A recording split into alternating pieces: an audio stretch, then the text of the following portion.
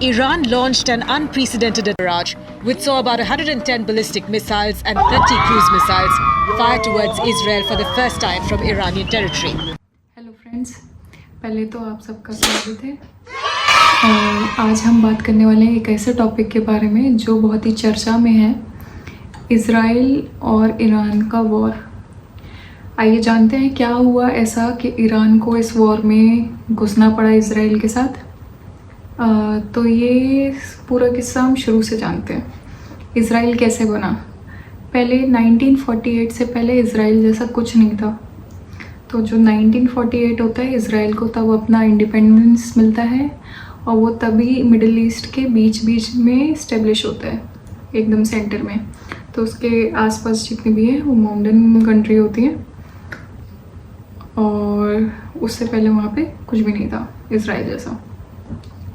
तो जब ये इज़राइल बनता है, ईरान ने उसको एक्सेप्ट नहीं किया था, लेकिन ऑफिशियली एक्सेप्ट नहीं किया था, लेकिन क्योंकि उसको ट्रेड करना था उसके साथ ऑयल का, तो फिर वो उससे बातचीत अपनी सही रखता था। और ये सब एकदम से बदल जाता है 1979 में, जब ईरान में आता है इस्लामिक रेवोल्यूशन। तो क्या था ये इस्लामिक रेवोल्यूशन? इस्लामिक रेवोल्यूशन में इस्लामी लोग अपने लिए, अपने राइट्स के लिए लड़ रहे थे कि क्या सही है क्या गलत है, और ईरान में उनकी पार्टी जीत जाती है। आयतुल्ला खुमैनी बनते हैं फर्स्ट लीडर ऑफ ईरान। ये थे इस्लामिक रेवोल्यूशन पार्टी से। और इसके बाद से ईरान के टर्म्स इज़राइल से ख़राब होने लग जाते हैं। लोगों का कहना है कि वेस्टर्न कंट्रीज़ ने जानबूझकर एक मुस्लिम कंट्रीज़ के बीच में जूइश कंट्री को इस्टेब्लिश किया है, और इसी वजह से सारे जो मिडल ईस्ट की कंट्रियां हैं वो लोग अपना एक तरीके से धर्म समझती हैं कि उनको अपना लैंड के लिए वापस फाइट करना है और इज़राइल से वो अपना लैंड लेना है। और इसी रीज़न से कट्टर मुस्लिम्स ने अपना धर्म समझ लिया है कि फ़लस्तीनी से छीना हुआ लैंड को वापस लाना। और फ़लस्तीनीज़ को उनका लैंड वापस दिलाने के लिए ईरान जो है उनको मिलिटेंट्स भेजता है पीछे से। वो कभी भी डायरेक्टली वॉर में स्टेप इन नहीं करता है, वो हमेशा दूसरे ग्रुप्स जो हैं मिलिटेंट उनको पावर्स देता है और वेपन्स देता है। और इसी टाइम पे जब ये सब हो रहा होता है, जन्म होता है हिजबुल्लाह का और हमस ग्रुप का। और जो अभी हम जिनके बारे में सुन रहे हैं, जो अभी लड़ रहे हैं इज़राइल से, वो ग्रुप्स का इजाज़ तभी होता है और पीछे से उनको बैक में चुपके से ईरान उनको सपोर्ट कर रहा होता है। वो कभी डायरेक्ट नहीं आया, जैसे कि मैंने आपको पहले बताया। 1990s में जो ईरान होता है वो अपना न्यूक्लियर प्रोग्राम स्टार्ट करता है, क्योंकि उसको लगता है अगर उस पर एक न्यूक्लियर वेपन होगा तो जो बड़ी कंट्री है, सुपर पावर जो है यूएस है, वो उस पर कभी भी अटैक करने का नहीं सोचेगी, क्योंकि उन पर एक सपोर्ट होगी। वो न्यूक्लियर वेपन से सभी डरते हैं। लेकिन जो इज़राइल है, इज़राइल को लगता था कि अगर ईरान पे न्यूक्लियर वेपन आ जाएगा तो इज़राइल ख़त्म हो जाएगा। वो इज़राइल हमेशा ईरान को अपना एक थ्रेट मानता है, तो उसने हमेशा कोशिश करी कि कैसे भी उसके आसपास की जो कंट्री हैं उनको न्यूक्लियर वेपन ना मिले। इज़राइल इतना तेज़ है कि 1960 में उसने खुद तो न्यूक्लियर पावर हासिल कर ली, लेकिन चालाकी से उसने छुपके से न्यूक्लियर पावर हासिल करी यूएस की सपोर्ट से, क्योंकि उसको लगता था उसके आसपास की जितनी भी कंट्री हैं वो उस पर कभी भी अटैक कर सकती है, क्योंकि सारी मॉडर्न कंट्री थी चारों तरफ और वो अकेली ज्यूइश कंट्री थी। तो उसने छुपके से यूएस से सपोर्ट ली, न्यूक्लियर वेपन बनाया, अपना प्रोग्राम स्टार्ट किया। और उसने उसके बाद से कोशिश करी कि उसके आसपास जितनी भी कंट्री है कभी भी उनको न्यूक्लियर वेपन नहीं मिल पाए। तो इज़राइल जो है, जिससे कि बाकी देश उसके आसपास न्यूक्लियर वेपन ना बना पाए, एक इज़राइल बीजिंग डॉक्ट्राइन यूज़ करता है। इस डॉक्ट्राइन में क्या होता है कि इज़राइल को जब भी लगेगा कि उसको किसी कंट्री से थ्रेट है, उसके आसपास वाली से, तो वो अपनी मर्ज़ी से उसके लैंड पे जाके उसके वेपन डिस्ट्रॉय कर सकता है या फिर अपनी साइड से डिस्ट्रॉय कर सकता है। अगर उसको लगा कि भाई मेरे पड़ोस में जो भी देश है वो न्यूक्लियर प्रोग्राम बना रहा है, कोई भी उसने स्टार्ट कर दिया, तो वहाँ पे वो मिसाइल अपनी डाल सकता है। 1981 में इसराइल ने अपना यही डॉक्ट्राइन यूज़ करते हुए ईरान के न्यूक्लियर पावर प्लांट पर अटैक कर दिया फाइटर प्लेन से बॉम्ब गिर के, और बोलता है कि सद्दाम हुसैन यहाँ पे कोई पावर प्लांट नहीं बना रहा था, ये था जहाँ पे वो रिसर्च कर रहे हैं न्यूक्लियर वेपन बनाने के लिए।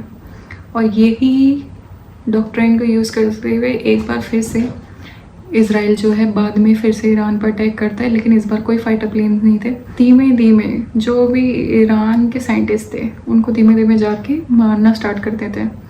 इनमें से एक केस तो ऐसा ड्रामेटिक था, ईरान के एक साइंटिस्ट को मारने के लिए इसराइल ने रिमोट कंट्रोल रोबोट्स को यूज़ किया गन फायर करने के लिए। यही नहीं, 2010 में इसराइल ने एक ऐसा कंप्यूटर वायरस बनाया जिससे ईरान का जो न्यूक्लियर प्लान था, ये जो न्यूक्लियर वेपन बनाने का जो प्लान था, प्रोग्राम था, ये 2 साल पीछे चला गया। इतना डैमेज उसने पहुंचा दिया कि कोई कंट्री की 2 साल की मेहनत पीछे चली गई।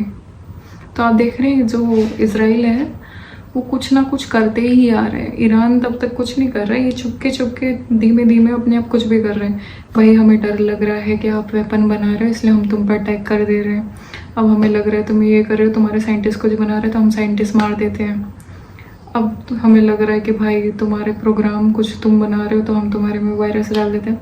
तो आप तो तुम किसी के लैंड पे आ गए, ज़बरदस्ती कब्जा कर लिया कंट्री के किसी लैंड पे, ऊपर से तुम उनको शक कर करके उन पर अटैक कर रहे हो। कोई कंट्री कब तक चुप रहेगी? आपके घर में भी चोरी होगी, कोई ज़बरदस्ती आपके लैंड पर कब्जा कर ले और आपके जो पड़ोसी हैं उस पर कुछ ना कुछ करके अटैक करता रहे। आप भी कब तक चुप रहेंगे? आपके पड़ोसी कब तक चुप रहेंगे? कोई यहाँ पे पिटने को तो बैठा है नहीं, और वो तो इतनी बड़ी कंट्री है। तो इसलिए ये सब होने के कारण लड़ाई चल रही है। और इसी रीज़न से ये जो हमारा इसराइल बार बार ईरान पर अटैक कर रहा है डायरेक्टली, हमारा जो ईरान है वो इनडायरेक्टली अटैक कर रहा था हिजबुल्ला और हमस को पीछे से सपोर्ट देके फाइनेंशियली और वेपन के साथ, क्योंकि वहाँ पे जो फ़लस्तीनी थे गाज़ा में जो रहते थे उन पे इसराइल जुल्म कर रहा था, और वो जुल्म झेलने की वजह से जो फ़लस्तीनी थे उनको ऐसा लगता था अभी कि एक तो हमारा ज़मीन तुमने उस पर कब्जा किया, ऊपर से हम पे जुल्म कर रहे हो। उसको एक ओपन प्रिजन बना दिया। जो इसराइल था उसने जब वहाँ पे एक पहले गाज़ा में जो पार्टी जीती थी वो इसराइल के फेवर में नहीं थी, तो इसराइल ने क्या किया, वहाँ पे गाज़ा में खाना वाना भेजना बंद कर दिया, जिसकी वजह से फ़लस्तीनी लोग काफ़ी सफ़र किया और वो एक प्रिजन जैसा बन गया। इसी रीज़न से लास्ट ईयर जो है 7 अक्टूबर को हमस के लोगों ने इसराइल पर अटैक कर दिया, जिसकी वजह से 1200 लोग नॉर्मल सिविलियंस जो होते हैं वो मारे गए और 300 सोल्जर्स मारे गए। एक लोग भी कब तक पेशेंस दिखाएंगे? आप उन पर अटैक कर जा रहे हो तो वो भी, या तो वो लोग भी अटैक करेंगे या फिर उनके अंदर कुछ लोग ऐसे बनेंगे जिनके जो टेररिस्ट बनेंगे, क्योंकि उनको बदला लेना है। वो अपने आप को फ्रीडम फाइटर समझते हैं।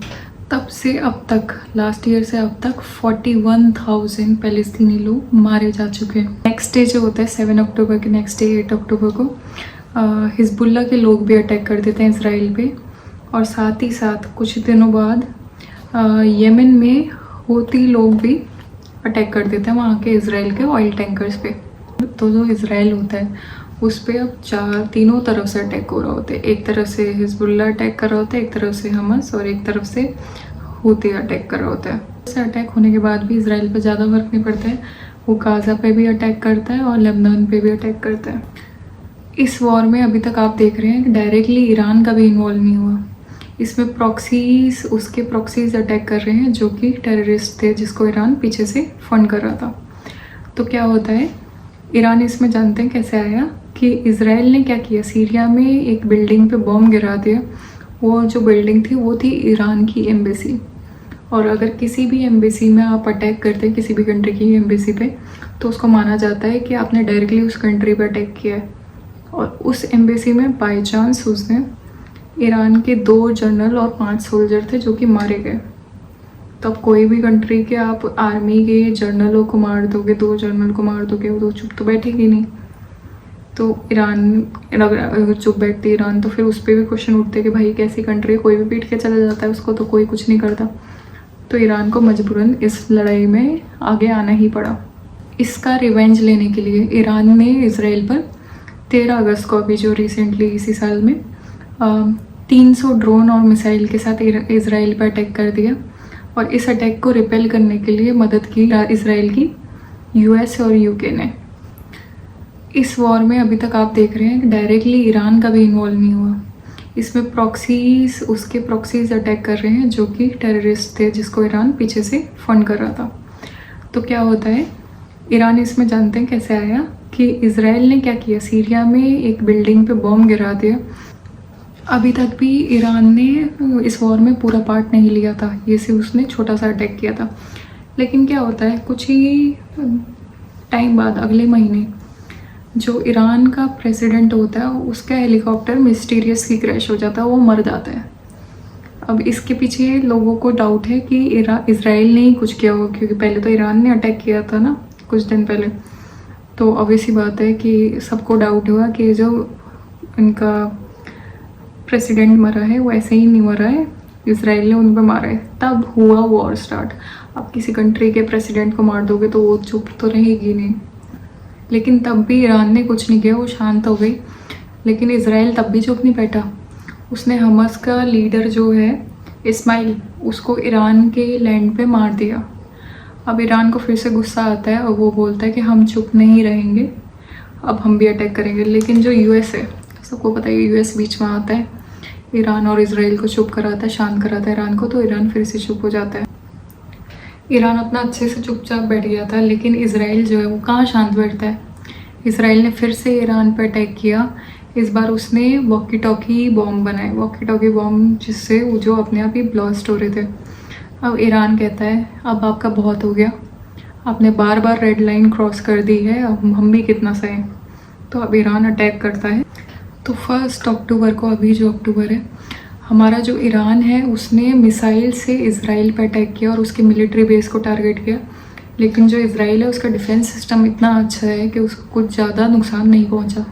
जिस टाइम इसराइल में ईरान के थ्रू वहाँ पे मिसाइल बरसाई जा रही थी आसमान से, उससे कुछ ही मिनट पहले तेलवी शहर जो है इसराइल में, वहाँ पे 2 टेररिस्ट ट्रेन स्टेशन में अटैक कर देते हैं और काफ़ी लोगों को मार देते हैं।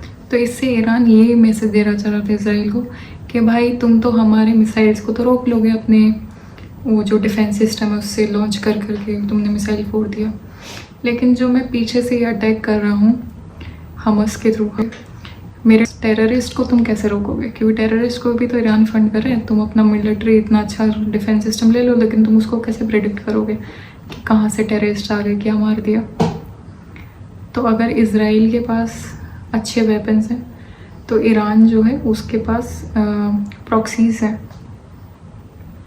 1 अक्टूबर के अटैक के बाद इसराइल बोलती है कि ईरान ने हम पे अटैक करके बहुत बड़ी गलती कर दी है और उसको इसका खामियाजा भुगतना पड़ेगा।